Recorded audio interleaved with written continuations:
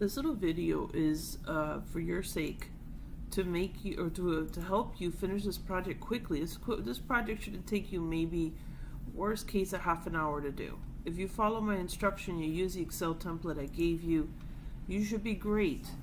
Now here's what I'm looking for.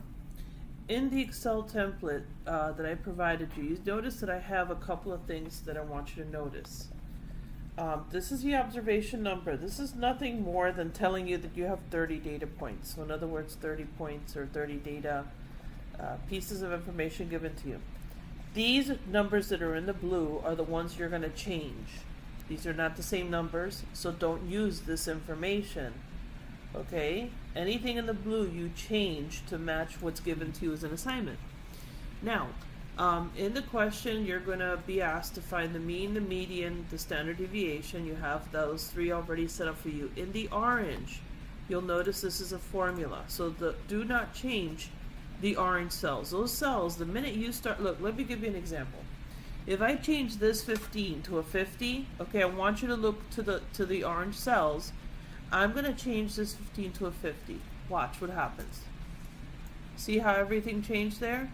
So I'm going to go back. I'm going to change the 15 back. So case in point is anything that is in blue, you can change.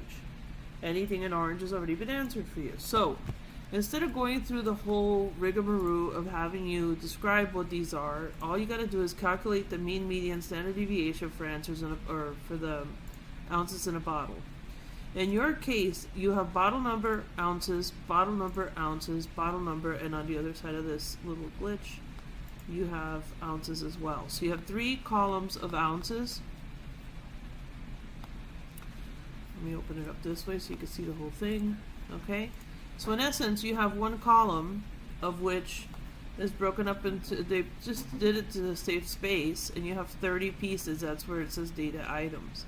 So what you're going to do is you're going to input 14.23 and so on where the blue numbers are in the original Excel sheet. So as a student, this is all you're going to do, and I'm going to do the first couple for you. Data point 1 is, in your case, 14.23. Enter. Okay, bottle number 2 is also 14.32 in this case. Enter. And so on. And you're going to do that until you're done with the 30th data point. And once you're done with that, you're going to look over here to the side of the screen. Now, the first question asks you to calculate the mean, the median, the standard deviation for the bottles. Okay, that's fine. In your response, you're not just going to say 15, 15.11, and 0.73. You're going to explain what that means. So, for example, the median, we know the median marks 50% of the data. So, 50% of the data falls at 15 ounces and the rest falls below. For the mean, you're going to talk about how that is a central tendency, and that is 15.11, which is very similar to the median. It indicates that there is potentially a normal distribution. You're going to construct, in the standard deviation, you're going to mention that. But use the verbiage that you've learned in class. This is where this 2 to 3 page report comes in, because you're going to write about it. Construct a confidence interval. Now your confidence interval bounds are right here. You can see I have this set up for you here. You have your upper confidence and your lower confidence. Alright? And you're just going to discuss that the way this is interpreted is 95% of the data falls between 14.85 ounces and 15.39 ounces with a mean of 15. Indicating other elements that play a role here. You could even talk about the margin of error if you wanted to. Margin of error, which is the distance from the mean. So in other words, from the 15, what is the difference between this value? So this would be the difference between 14.845 and the mean, which actually I'm going to click on the mean of 15.11.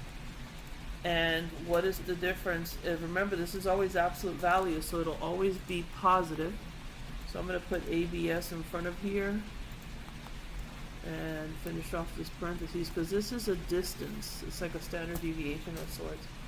If I did the same thing on the opposite side, I said, okay, well, what's the difference between, in this case, the upper bound which is the 15.39 minus the mean again, and now you have another piece of data you could talk about. Notice these two numbers are the same, they're supposed to be, so you could talk about that as part of the confidence interval. That's a good point of conversation. Add verbiage, maybe do a little research on it. If you have, a couple of minutes, just read on it real quick. Okay. Then they're asking you in this question for number 3, conduct a hypothesis test to verify if the claim that a bottle contains less than 16 ounces is supported. So that means that this is your mu. Your alternative is always the one without the equal to sign. They're saying that this is less than. They're not indicating that the hypothesis for the null is greater than, but we can test mu equal to 15 ounces. Okay? And you can discuss that as well. The p-value that you obtain, by the way, right here, you notice this is 0.1909, and this, in my example, look at the p-value. If I'm testing this at the 95% confidence interval, which is what you're testing it at, that means that alpha, in this case, because it's a one-tail, is 5%. You can also talk about the fact that this is one-tail because, I'm going to put this up here as well, this is a one-tail, because it's directional hypothesis. And you can write that up. There's a directional hypothesis. Now, you're going to conclude, and the rule of thumb here is that if alpha is 5%, that means that it's 0.05. If alpha, actually, if p is less than alpha, you will reject the null hypothesis.